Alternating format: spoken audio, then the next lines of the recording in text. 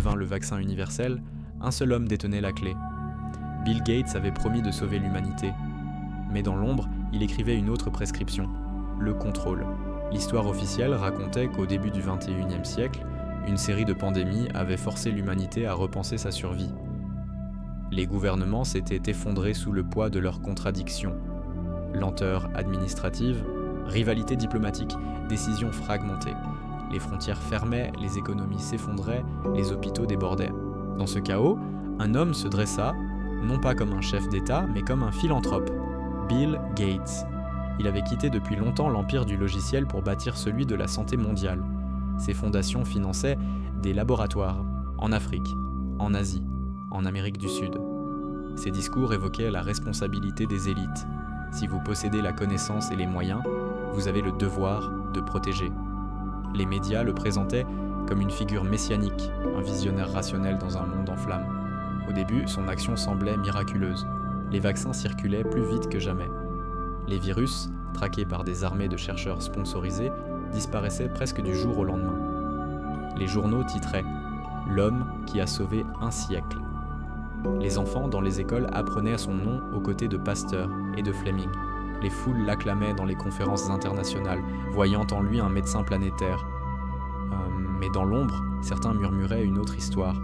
Des chercheurs parlaient de programmes parallèles, dissimulés derrière les projets officiels, projets Aegis, cartographie neurologique, nanocode. Des termes obscurs, enterrés dans des notes confidentielles, mais qui revenaient comme des refrains inquiétants. J'étais chercheuse en biologie computationnelle, recrutée pour un programme appelé Prévention globale.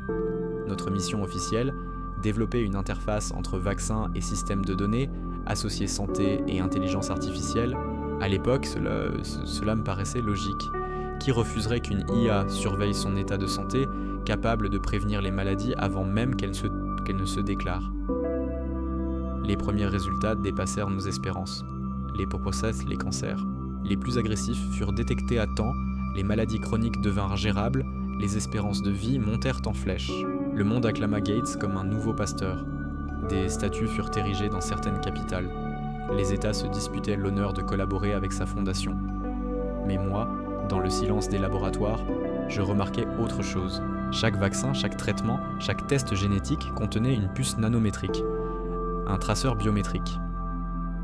Officiellement, il servait à surveiller la propagation des virus et à améliorer les campagnes de prévention. Officieusement, il collectait beaucoup plus. Des états émotionnels, des rythmes cérébraux, des réactions hormonales. Au début, je crus à une coïncidence. Puis les données s'accumulèrent, des cartes entières de population, non pas seulement médicales, mais psychologiques. On pouvait savoir qui avait peur, qui doutait, qui résistait. On pouvait anticiper les colères avant qu'elles n'éclatent, étouffer les révoltes avant qu'elles ne naissent. Un soir, alors que je travaillais tard, j'ouvris par hasard un fichier crypté. Le titre me glaça le sang. Code d'obéissance. Ce n'était pas un protocole de santé, c'était un programme, une suite d'instructions conçues pour influencer les comportements, moduler les émotions, corriger les déviations. Je fis défiler les lignes de code, incrédule. Derrière les chiffres, je voyais apparaître une logique effrayante. Chaque citoyen n'était plus un patient, mais un sujet expérimental. Chaque vaccin était une clé, chaque mise à jour un ordre, alors je compris. Bill Gates n'avait jamais voulu seulement protéger l'humanité. Il voulait la réécrire.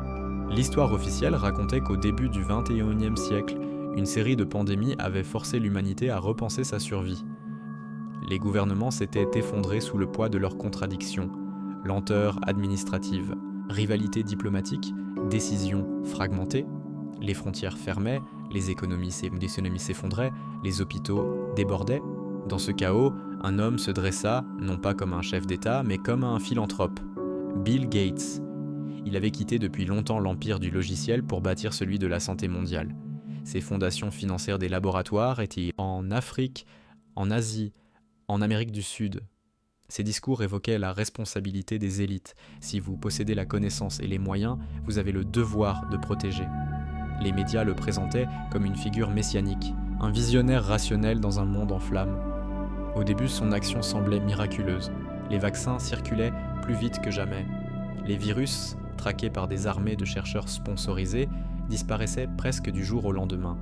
Les journaux titraient « L'homme qui a sauvé un siècle ». Les enfants dans les écoles apprenaient son nom aux côtés de Pasteur et de Fleming.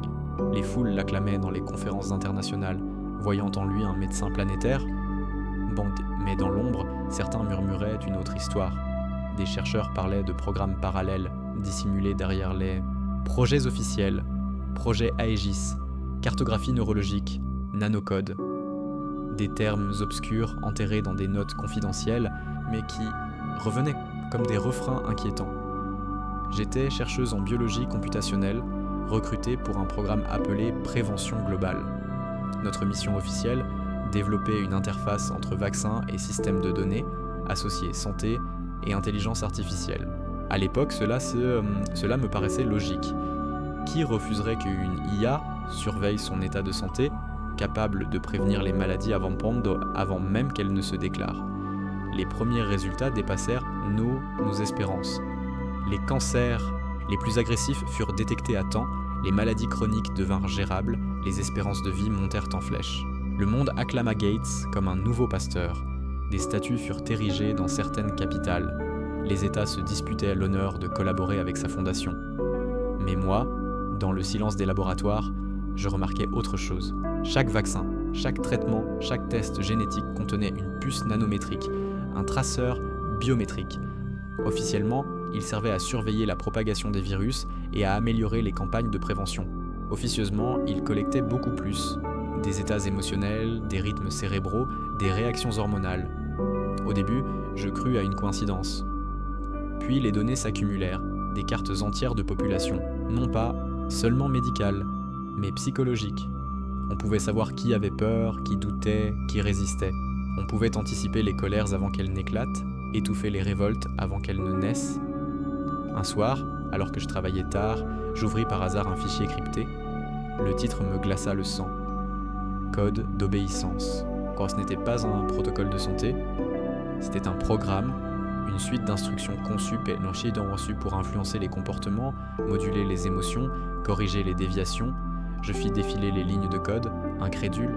Derrière les chiffres, je voyais apparaître une logique effrayante. Chaque citoyen n'était plus un patient, mais un sujet expérimental. Chaque vaccin était une clé, chaque mise à jour, un ordre. Alors je compris. Bill Gates n'avait jamais voulu seulement protéger l'humanité, il voulait la réécrire. Tout commença par un détail minuscule. Dans une grande métropole d'Asie, des centaines de personnes se plaignirent d'insomnie soudaine, de cauchemars répétitifs, de visions étranges. Les médecins, déconcertés, parlèrent de syndrome viral sans explication. Mais dans les serveurs d'Aegis, les courbes montraient autre chose. Une expérience pilote. Je le découvris en infiltrant par hasard un sous-dossier marqué phase 1, modulation collective. Les rapports décrivaient l'activation d'une fréquence basse transmise par les traceurs biométriques. Résultat, altération du sommeil, augmentation de la suggestibilité. C'était comme injecter un rêve imposé dans des milliers d'esprits. Quelques jours plus tard, une manifestation éclata dans la ville voisine. Des ouvriers protestaient contre des coupures de salaire. Mais avant que la foule n'atteigne la place principale, elle se dispersa d'elle-même, comme désorientée. Les vidéos montrèrent des visages confus, des gestes ralentis, des regards vides. Le lendemain, les médias titraient « Protestation avortée, la population choisit la paix ». Je savais, moi, que ce n'était pas un choix, c'était une neutralisation neurologique. À partir de là, les exemples se multiplièrent. En Amérique du Sud, une grève générale s'éteignit en quelques heures. En Europe de l'Est, des étudiants arrêtèrent soudain de chanter leur slogan. En Afrique, des foules entières adoptèrent le même geste étrange. Lever la main, droite, comme pour prêter serment, puis se taire. C'était devenu un langage universel de soumission. Je me mis à chercher des preuves, mais plus je fouillais, plus les données semblaient confirmer l'ampleur du complot. Aegis n'était plus une expérimentation. C'était une infrastructure mondiale, activée sans que personne ne s'en rende compte. Chaque injection, chaque mise à jour sanitaire ajoutait une nouvelle couche au contrôle. Une nuit, je reçus un message codé sur mon terminal personnel. L'expéditeur se présentait comme un ancien ingénieur du projet, aujourd'hui en fuite. Son texte était bref. Con la il teste la phase 2, Cette fois, ce ne sera pas pour calmer, ce sera pour déclencher. Je compris alors que le contrôle ne se limitait pas à éteindre les révoltes, il pouvait aussi en créer. En manipulant l'agressivité, en stimulant la peur, on pouvait transformer des foules entières en armes, improvisées. Et l'homme qui tenait la clé de ce pouvoir n'était pas un général, ni un président. C'était Bill Gates. Quelques jours plus tard, l'occasion se présenta. Une crise alimentaire secoua une capitale africaine. La population descendit dans la rue. Cette fois, au lieu de s'éteindre, la foule explosa en rage incontrôlable. Des incendies, des pillages, des lynchages. Et au milieu du chaos, un détail glaçant. Toutes les caméras captèrent le même moment.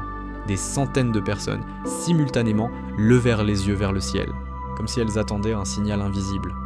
Je revis les images en boucle et je compris que ce n'était plus une simple manipulation, c'était une démonstration.